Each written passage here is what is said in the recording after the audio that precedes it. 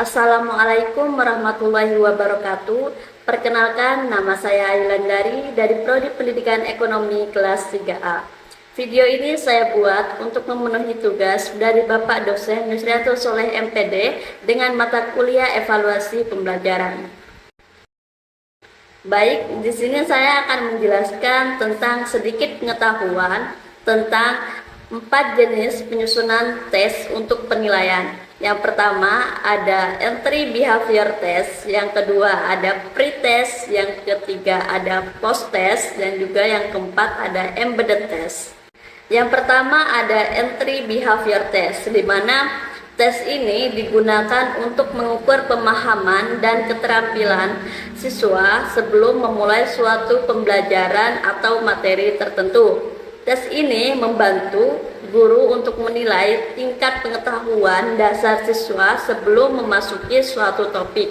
Jadi, tes ini dilakukan ketika guru itu kemarin sudah menjelaskan tentang apa itu inflasi, dan kemudian sebelum ia memulai pembelajaran yang baru, maka guru itu akan menanyakan pembelajaran yang kemarin diajarkan. Seperti contoh, apa yang Anda ketahui tentang inflasi, maka siswa yang mengingatnya akan menjawab, inflasi adalah kenaikan umum dan terus-menerus dalam tingkat harga barang dan jasa di suatu negara selama periode waktu tertentu.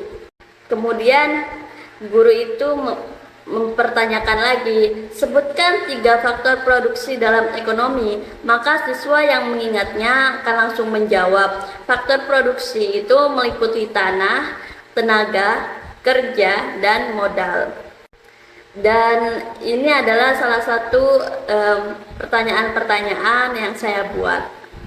Yang kedua ada pretest, di mana tes ini diberikan pada awal pembelajaran, dimulai dengan tujuan untuk mengetahui penguasaan peserta didik terhadap materi yang akan diberikan. Jadi peserta didik itu sudah belajar atau mempelajari materi-materi yang akan dijelaskan guru besok, seperti itu. Seperti contoh, guru itu memberikan 2. Ada guru yang langsung menanyakan dan langsung dijawab oleh siswa. Ada juga guru yang memberi atau menyuruh siswa itu mengerjakan suatu pekerjaan pilihan ganda ataupun uraian di dalam buku mereka. Dan ini adalah contoh-contoh pertanyaan. Yang ketiga ada post-test, di mana post-test ini dilakukan pada setiap akhir program yang bertujuan untuk mengetahui sampai di mana pencapaian pemahaman serta keterampilan peserta didik terhadap bahan pengajar.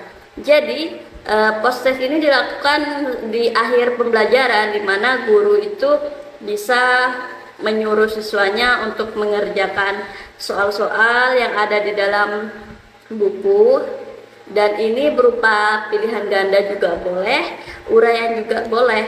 Seperti contoh, kegiatan ekonomi yang dilakukan berdasarkan usaha bersama berasaskan keluarga dan gotong royong disebut, dan jawaban yang benar adalah demokrasi ekonomi.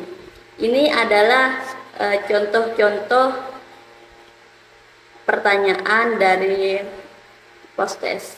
Yang keempat ada embedded test, di mana tes ini dilakukan di sela-sela pembelajaran, tujuannya untuk meningkatkan belajar siswa. Jadi guru itu menjelaskan, contohnya ia menjelaskan tentang perpajakan.